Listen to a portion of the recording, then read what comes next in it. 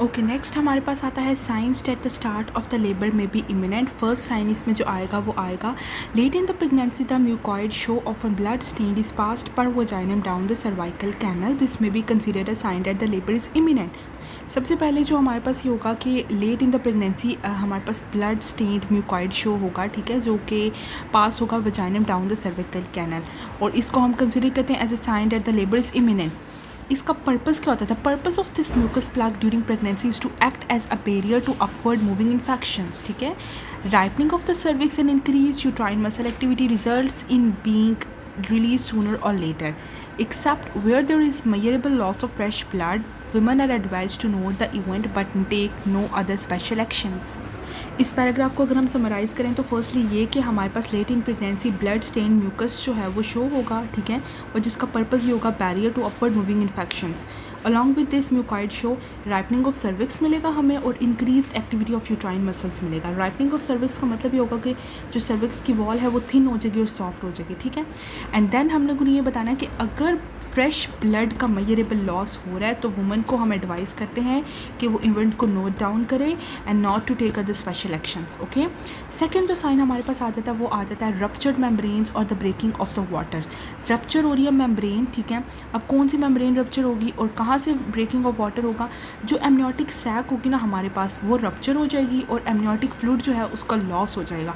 अब जो fluid loss होगा वो दो तरह का होगा, एक सडन होगा, एक ग्रेजुअल होगा। सडन जो हमारे पास ब्रेक डाउन या लॉस होता है फ्लूइड का उसको हम लोग इजीली आइडेंटिफाइड कर सकते हैं, लेकिन जो ग्रेजुअल लॉस होगा फ्लूइड का उसको डिफ़िकल्ट टू डिस्क्रिमिनेट, वुमेंस के लिए वो डिफ़िकल्ट टू डिस्क्रिमिनेट होता है बिटवीन द ग्रेजुअल लॉस और the loss of urine due to stress incontinence, ठीक है। उसके बाद हम लोग कहते हैं कि लेबर में ना मोस्टली ऐसा होता है कि फीटस का जो हेड होता है वो प्रेजेंट होता है फर्स्ट, ठीक है। समटाइम ऐसा होता है कि जब हेड जो है वो सर्विक्स के लोअर सेगमेंट में आ जाता है तो हमारे पास एक small bulge portion of sac filled with fluid हमारे पास होती है in the front of the head, ठीक है। उसको हम फोर वाटर कहते हैं, is essentially cut from the remainder जिसको हम हाइंड वाटर कहते हैं, ठीक है। ये बेसिकली बताया कि सबसे पहले फीटस हमारे पास फीटर का जो हेड प्रेजेंट हो रहा होता है सर्विकल लोअर कैनल में। समटाइम्स क्या होता है वहाँ पे एक फ्लूइड फिल्ड सैक मिलती है जिसको हम लोग कहते हैं फोर वाटर, ठीक है। हम उसको एसेंशियली कट कर देते हैं फ्रॉम द रिमाइंडर जिसको हम कहते हैं कि हाइंड वाटर, ठीक है। उसके बाद हम बताएंगे कि फ्लूइड जो लॉस हो रहा है, फ्लूइड की कितनी अमाउंट लॉस हो रही है, ये बेसिकली गाइड कर रही होती है हमें about the position of the foetus head, ठीक है।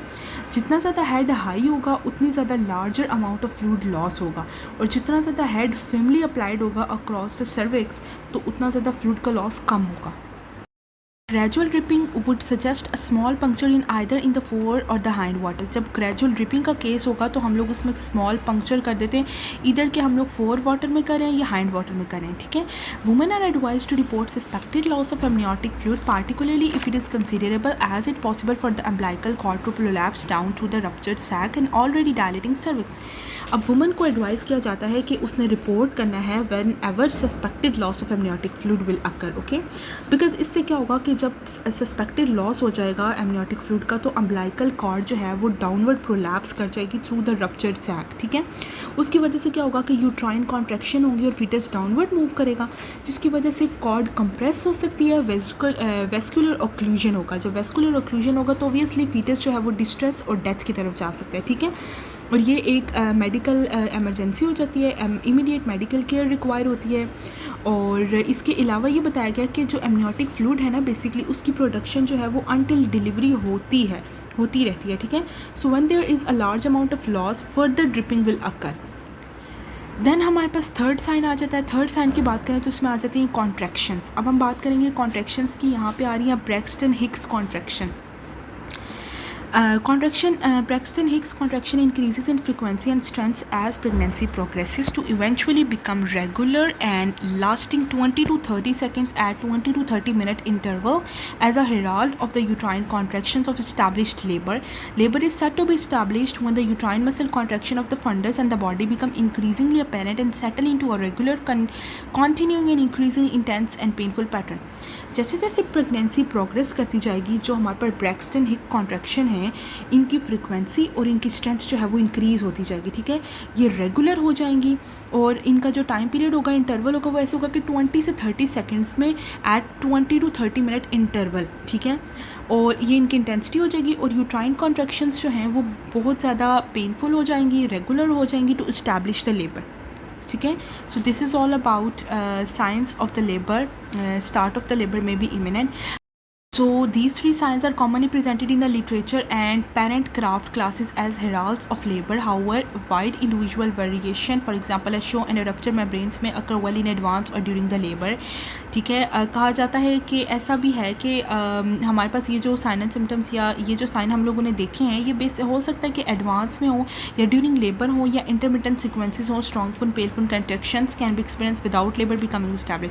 समटाइम ऐसा भी होता है कि स्ट्रॉन्ग और पेनफुल कॉन्ट्रैक्शन एक्सपीरियंस किया जाता है वुमेंस के through without being labour established. Okay, so अगर हम लोग रिलाई करें रिलायबल साइंस के ऊपर और बात करें रिलायबल साइंस की, तो वो बेसिकली यही है, रेगुलर पेनफुल कॉन्ट्रैक्शंस, ठीक है, और continuing contractions, regular means, and progressively dilating cervix, ठीक है, डायलेटिंग ऑफ सर्विक्स. ये बेसिकली रिलायबल साइंस होते हैं हमारे पास. The start of labour may be imminent.